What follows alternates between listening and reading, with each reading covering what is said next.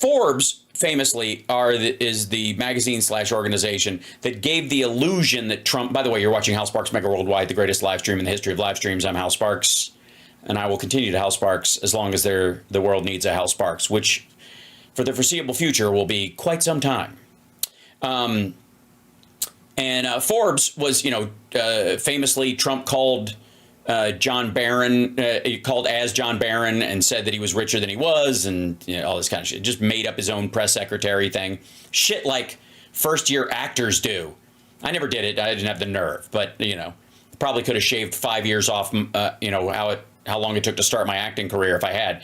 But because apparently nobody gives a fuck.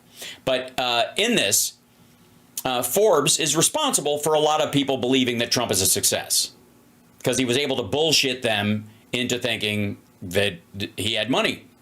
And because Forbes said it, Forbes is a real organization. So if they say it, even though they're just parroting his bullshit, right? So there's two kind of versions of Forbes. There's the above the line Forbes and the below the line Forbes. And the below the line Forbes is the real deal. And the above the line Forbes is like the just bullshit blather, almost page 6-y. We like talking about rich shit. It's almost like a lifestyle magazine. And that's where he would pop up, their list of people who are wealthy and are going to stay wealthy and shit like that. Meanwhile, the other Forbes is like, this whole like tariff thing. It's a little weird. Let me show you real quick. With Donald Trump's return to the White House, a lot of things are going to change, especially the price of everyday items. While on the campaign trail, the president-elect made a number of promises regarding tariffs on foreign-made goods. Specifically, Trump said as recently as November 4th that there would be tariffs of at least 25%, which could rise to as high as 100% on goods made in Mexico. Yes, remember that. Goods made in Mexico. Now, goods made in Mexico, how do they get into the United States? Previously, he has said that goods made in China could be hit with a 60% tariff, while anything manufactured abroad could have a blanket 20% tariff.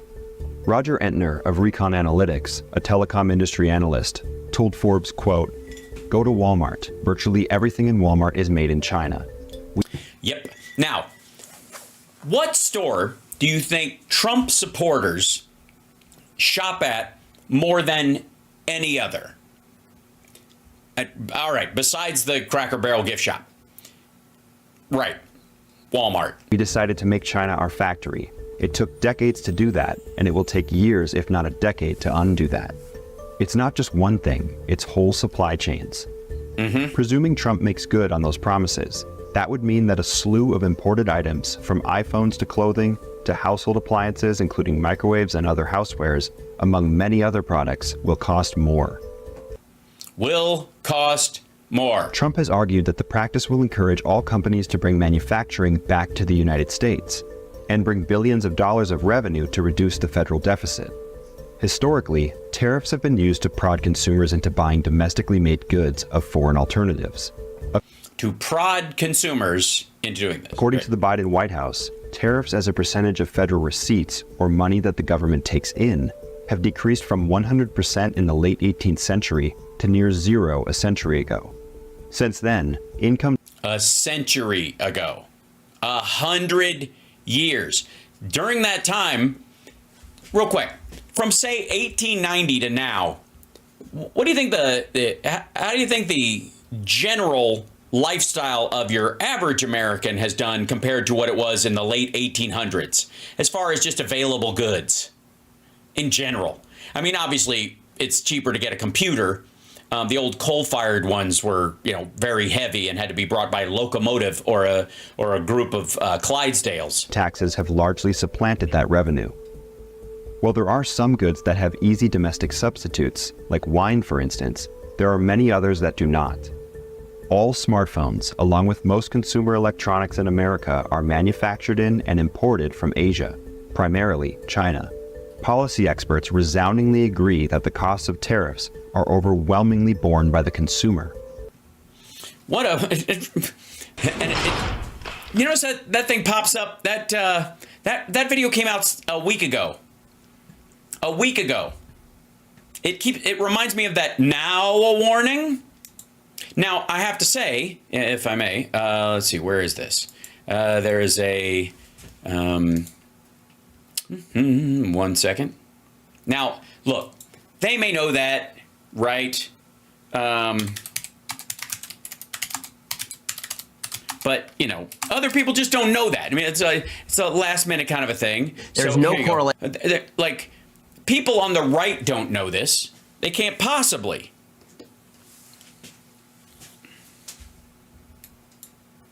There's no correlation between trade deficit with a particular country and that country doing better than we are. That's just not the way any of this worked. But the Trump administration is not doing this for economic reasons. They're doing it for cultural reasons. So here, let me explain why they're doing this for cultural reasons. Again, there's a picture. Okay, politics is about pictures. Politics is about stories. Politics is about narratives. When I say trade deficit, by the way, this, you know, this is Ben Shapiro. This is not me at 78 speed 20 years ago. It doesn't matter.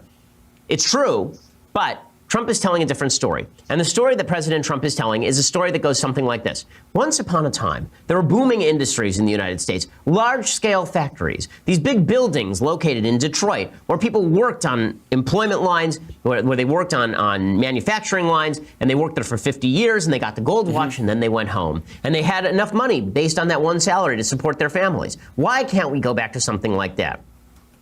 Well, largely because that was it's a bullshit myth to start with, but yeah, that seems to be what he's selling. And the answer is because America's economy is much more developed. You have better stuff now. You have cheaper stuff now. The businesses that we work in are better to work in than those businesses. If you had a choice between working in a Pittsburgh smelter and working in the Pittsburgh healthcare industry, you would choose to work in the Pittsburgh healthcare industry. Not if you're a macho dude. Real men work in smelters, which I believe is a fish machine. Pittsburgh, by the way, is doing quite well, right? The Pittsburgh unemployment statistic right now, the Pittsburgh unemployment rate currently is 4.6% as of September 2017. Okay, that is lower than Pennsylvania as a whole. It's lower than Philadelphia at 6.0%. That's because Pittsburgh has totally shifted how it works. Pittsburgh has become one of the more beautiful cities in the Union. Pittsburgh is. By the way, this video is from 6 years ago. Yeah, where he's talking about how Trump's idea that he's going to bring jobs back to America is terrible. Wait till he gets to the tariffs part. Is clean now. It is a service industry. It is a healthcare industry driven city. But Trump doesn't like that. He wants to go back to the pictures from The Deer Hunter, where you've got Christopher Walken working in giant gloves. Right? He wants to go back to the pictures from Breaking Away, where you've got the father working in a quarry. That's what Trump thinks industry looks like. It's just ridiculous. It's just ridiculous. He thinks other people work and he golfs. Yeah, we know that part. But get to the tariff part, because it's a 3-minute video called Ben Shapiro Breaks Down Tariffs in 3 minutes. Iran, by the way, has a trade surplus. Right? Iran is number 15 in the world in trade surplus. Is their economy something that you'd like? Is that something that you... Yeah, by the way, he goes to how Iran has a trade surplus with other countries. They export more than they import. Does that make their country or their society stronger, better, more comfortable, have more available goods? Where you've got the father working in a quarry. That's what Trump thinks industry looks like. It's just ridiculous. It's just ridiculous. Iran, by the way, has a trade surplus. Right? Iran is number 15 in the world in trade surplus. Is their economy something that you'd like? Is that something that you think makes any sense? Here are the countries with the largest trade deficits, by contrast. The three largest trade deficits in the world: United States, UK, Canada. Do those economies sound pretty good to you? Because they are pretty good. Where the fuck was this the last 10 months? Fucking hell. That economic theory and that economic reality didn't change just because Trump's on the fucking scene. Good Lord, man. Right? India is a growing economy. They have a trade deficit. France has a pretty significant trade deficit. Australia has a significant trade deficit. Again, no correlation between having a trade deficit and having a poor economy. But again, It's not about that. It's about Trump thinking he's going to win politically because he promised a bunch of people in manufacturing industries he's going to bring their jobs back. I said at the time that's a lie. Those jobs aren't coming back. Those jobs left because of technology. They did not leave because of global competition. And they certainly are not going to be protected by killing jobs in other industries. Because all a surplus is, all a tariff is. By the way, I'm sorry, his voice is so grating. It is amazingly bad. And it hasn't changed. I don't know when I thought didn't he go to Home Depot and buy a piece of wood to do that thing where you tie your balls, you drill you take a hook screw and then you wrap a rubber band around your nuts and then you attach them to that and then you put the piece of wood between your legs and then I guess you jump on a trampoline. I never needed to do it, so I don't know how it works or whatever, but I understand the theory behind it. A tax that is being placed on everyone else for the benefit of some. So if you think that run that by me again. Sorry, I was telling a balls story. By killing jobs in other industries, because all a surplus is, all a tariff is a tax that is being placed on everyone else for the benefit of some. So if you think that, for example, the ethanol industry needs to be subsidized by the federal government, I don't think so. I think that it's nasty to tax me to pay off a bunch of farmers in Iowa.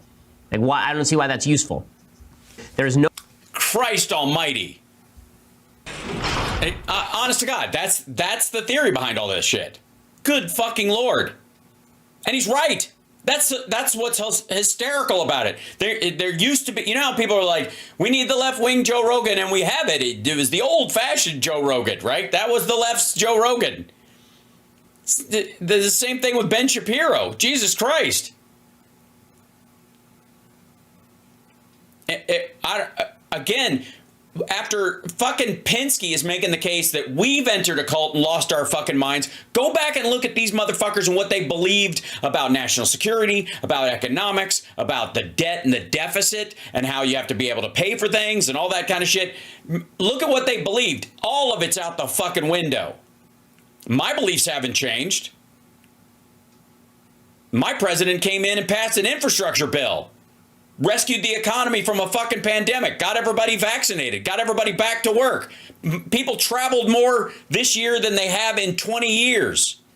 People are going out to eat more. Even if eggs are through the fucking roof and all that conversation, people are doing things. Fucking football games are selling out. Even college games. These motherfuckers used to believe this shit. A cult is when you used to believe sensible things and you stop believing those sensible things because you follow a leader instead of reality. That's what Trump is. My belief about a woman's right to choose and bodily autonomy hasn't changed just because he put people on the Supreme Court, right? Theirs did. Even, pro-choice Republicans have been cowed into silence.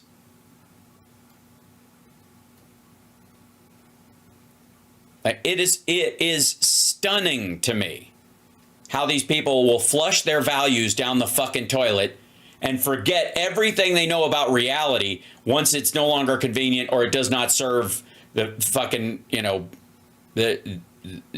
His Majesty, the King Shitgibbon. And look, this shit is not gonna work. It's not gonna work. They know it's not going to work. You know how I know they're not going to?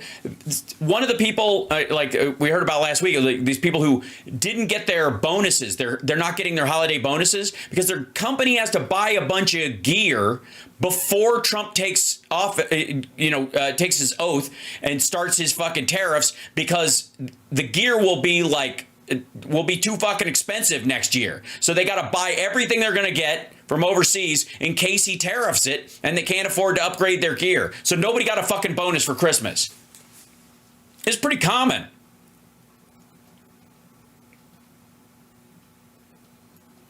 Ben Shapiro telling everybody that a tariff is a tax on everybody who doesn't use the thing that's being tariffed.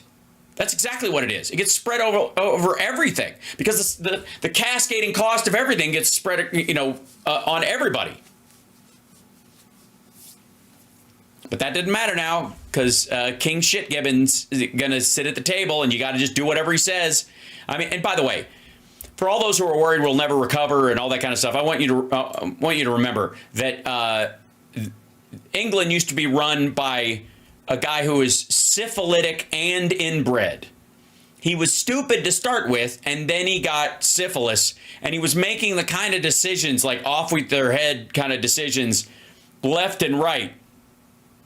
Granted, the reach of the U.S. government is greater than that, but but overall, yeah, Henry VIII, absolutely. I mean, even arguably the Robert the Bruce, right? When the guy who killed William Wallace or whatever, his father was giving him orders from a fucking tower, and his brain and his flesh were rotting away. Right? We could bring this back. We can get it back, but it's going to take some fucking work, and it's going to take a lot of little acts of kindness to make up for the big acts of evil that are going to be out there. And we just got to be we got to be on guard and aware of it. And we got to be resilient and ready. Happy warriors all the way. Yeah. This is, yeah. Because these guys know this is going to collapse. They know it. They know that none of that shit's going to work. What they're hoping is that he brooms out maybe 2 million, illegals, and then he just loses, they lose steam and pretend it's okay. We got all the bad ones out, and we'll get the rest of them over time, and that's what we're going to focus on. And that's just happening in the background. Just assume it's happening. It won't be, but we'll assume it's happening. And then he'll start his tariff back and forth, and it'll be a pissing contest, and he'll pretend he made a deal with a couple of countries over God knows fucking what. Meanwhile, we have been reshoring or offshoring to new locations, namely Mexico and the rest of Asia, all of our electronics manufacturing and that kind of shit, because China's fucking collapsing already.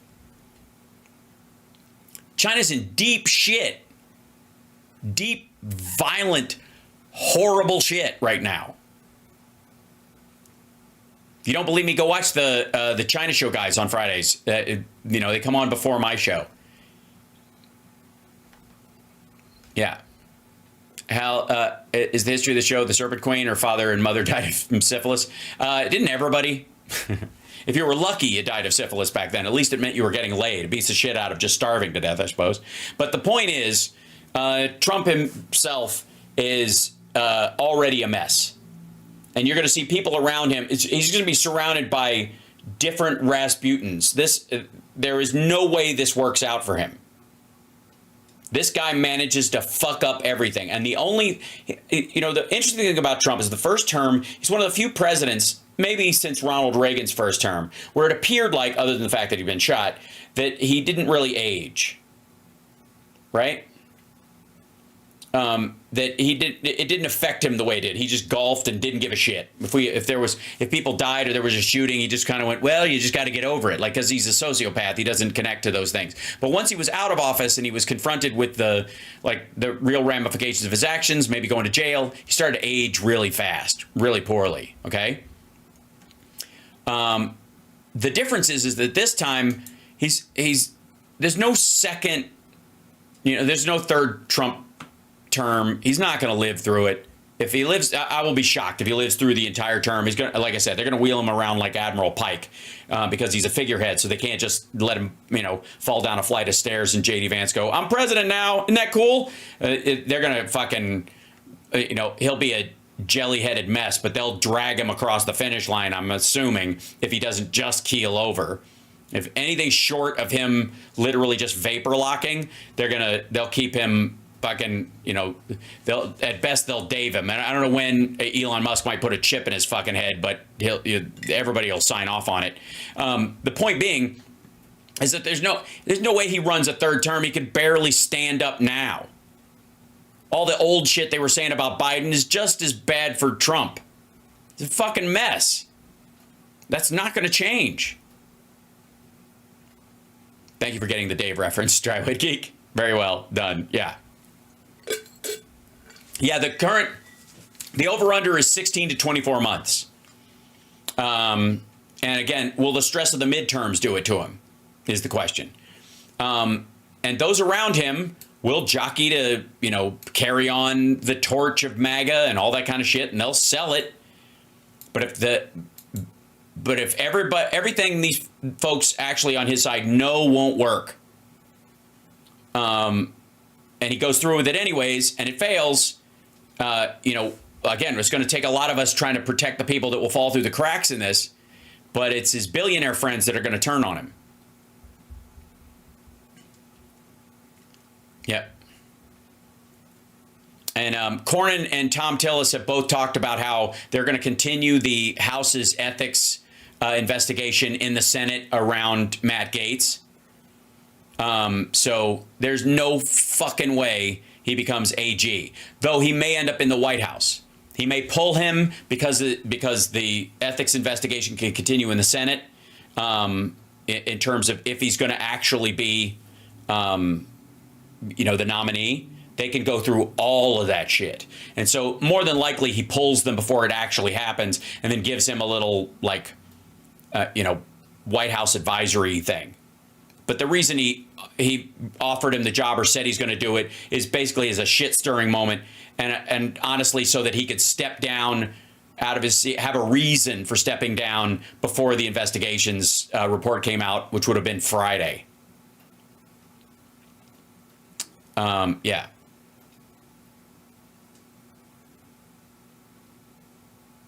Let's see.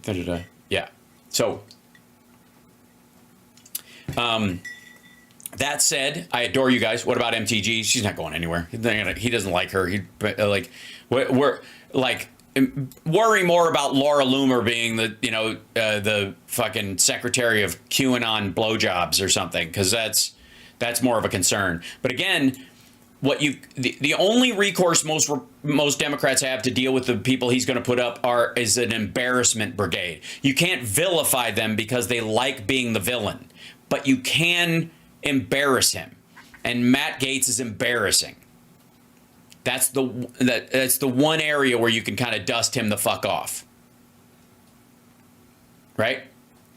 So the same thing is sort of true about Pete Hegseth. That will also run aground. More than likely, he will back out of that as well. Again, I don't think it's because cooler heads will prevail. I think it's because Trump is a flippant fuck who, and those around him, those guys will have to ditch out because they don't want the scrutiny. Because the scrutiny will still have to be there so that the House and the Senate at least look like they're doing their job. Even if the House is really, the Republican House is ready to hand over everything to Trump, if indeed they are, because they do, again, the Senate's term is longer than the president's. There's a couple people who will be up in the midterms, but the people who just got elected, they'll be here 2 years after Trump goes, and they intend on him going. Yeah. So I just... again, we'll keep at it. But I really do feel like there are areas where we know Trump does this showy, blurry bullshit to just kind of distract everyone. And they do this it's like a media tick that he has. So, but there's no way Matt Gaetz ends up as AG. Not fucking happening. He might try, he might try to make him acting, but he's not going to do it as a recess appointment. He won't do it. I think that'll happen. They'll get somebody awful in there. Don't worry. But he'll swap that person out. And Matt Gaetz again would just cover his own ass, and he still can't get out of his own state charges with that. Doesn't matter. So I know people are saying they don't ever plan to be out of power again and blah, blah, blah. There is a mix of Republicans that still are like, we have to deal with this fucker until he dies, and then it's back to us taking control. They know, I think a lot of Senate Republicans especially know, that they can't seize back the power of the party until he's dead. Oh, of course I've been wrong before. But I'm like 98-2.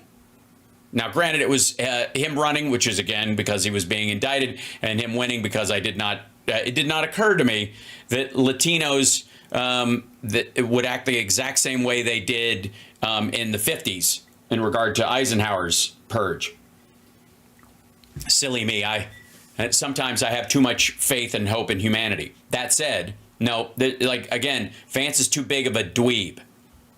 Thune is serious about running for president. Thune thinks he could be the next serious, like, he's like a handsome Kasich. That's why they hate him. That he wants the country to exist so he can run it. There is a difference, right? The tick doesn't want the dog to die. Trump, syphilis does. So Trump is like an infectious disease, and the regular Republicans are like ticks or barnacles. They need the animal alive to live on. They're parasites. Trump is a virus. Republicans are parasites. And the parasite needs the host to live. Viruses don't. Right?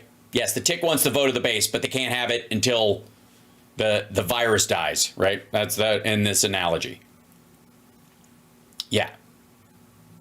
So that, and we'll see, but we're going to have to keep working at it. I'm not giving up the ship. My son has to live in this country. He's 13 years old. I'm not going to go, well, fuck that. I guess I'll just move to a fucking oil rig someplace and wait out the end times. Not going to happen. I think it was, Sam Jackson in the first Avengers movie, until the earth stops spinning, we will act as if it intends to spin on, something along those lines. That's how I see it. Until the world stops spinning, we will behave as if it will continue to spin. Yep. Ooh, oil rig. That's a good call. Probably is Moon Girl. That's what Peter Thiel was doing. That's a Peter Thiel reference. Peter Thiel wanted to turn an oil rig into a country until he found out that he has to have a security agreement with the nearest country, which would have been the United States, and we weren't going to give it to him. Right? Because fuck him. You can't live on an oil rig, try to undermine the dollar with your own fake currency, and then expect us to protect you from pirates. Doesn't work that way. So anyways, love you guys. See you tomorrow, Friday Eye in the morning. And I believe, let's see. I got today going to do mine tonight. Tweet the leader. Oh, look at that. Content is still there when I check Twitter. Yeah, that's so weird, Mark. I think it takes a day for it to reset. But I don't know. So, and Andrea tomorrow, Rob Glenn, and just Rob. Okay, great. So, because I have a lot to talk about with him tomorrow, and some stuff to announce and what we're going to do going forward as well. Because I gotta say, gift subs, thank you so much, and thank you guys again for the super chats. Viva la résistance! Can we get your thoughts on Moskowitz? Yes, we'll do that tomorrow. We'll deep dive. Hold on, I just want to say hi and thank you, Tom, and JD. Thank you so much, and Pentax sign. Drew, I hear your body, my choice is trending. P.S. Totally. Just a fucking cretin. Anyways, love you guys. Subscribe, become a member, all that kind of stuff. I'm the little channel that could. If I'd had more influence, I think I would have had more sway in this election because I got mad skills to pay the bills. We'll do this going forward. But I do think if you're looking for somebody that won't pussyfoot around this shit going into the next thing, I'm the dude. So if you want to help out and help the show stay afloat, please do. If you can't, because you're like, I can't, I understand that. Just come here and I will do my best to talk you down, calm you down, and get you functional again. And it doesn't cost you nothing but time, which is, I get it, the greatest gift you can give anyone. And that's not lost on me. I appreciate you guys. See you tomorrow.